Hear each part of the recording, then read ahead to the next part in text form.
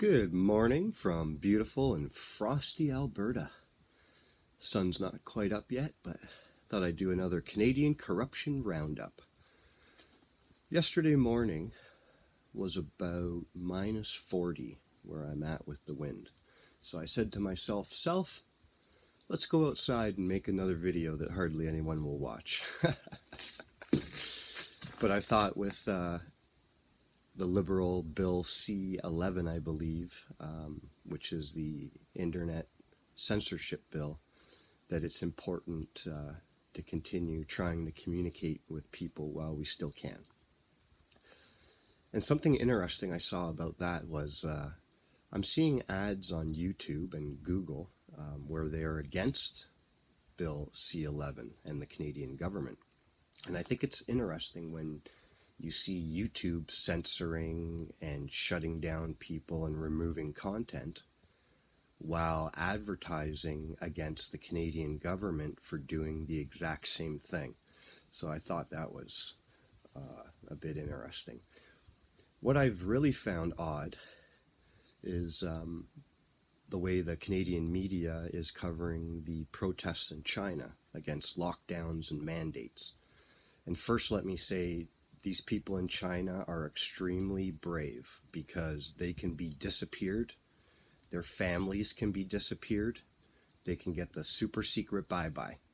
So they are facing a different level of government than us here in Canada. But to see the coverage where the Canadian media is calling the Chinese protesters, who in some instances are getting violent, where Canadians did not, but the media is calling them stunning and brave and that for what they're doing, which they are incredibly brave. It's a dangerous situation for them. But it's interesting to see the comparison between how they covered Canadians protesting for the exact same reasons, lockdowns and mandates, and to have the ability to be left alone or to make your own medical choices without multiple threats of losing your job or your home or the ability to feed your children. They called us racists and extremists and all this.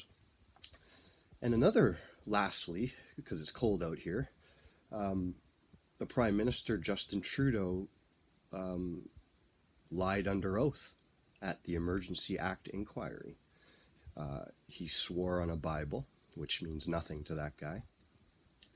But he said he did not call the unvaccinated or people protesting names or insulted them, which is a complete lie. There is multiple videos in French and English of him spreading hatred and division and calling people misogynists and extremists and racists. And because there might be one or two bad people in a crowd of 100,000 people, everybody's racist, right? That's the way they do this. So the videos on the internet of him doing this, in some instance, it could be considered a hate crime. He publicly denounced and tried to create hatred and division in an identifiable group, which is unvaccinated. It's on video. So what's interesting with the Liberal Bill C-11 and the internet censorship is how long will those videos be on the internet when they have full control of it and their corrupt fingers deep into the internet, further than they already are. So there's a lot going on. Chinese election interference, potentially Chinese police operations on Canadian soil, the Emergency Act inquiry, the ArriveCan app money disappearance, millions of dollars unaccounted for, and Trudeau lied under oath at the Emergency Act, and the media is talking about Alberta and Chinese protests and all that. So it's just interesting to see how they're earning their liberal poutine.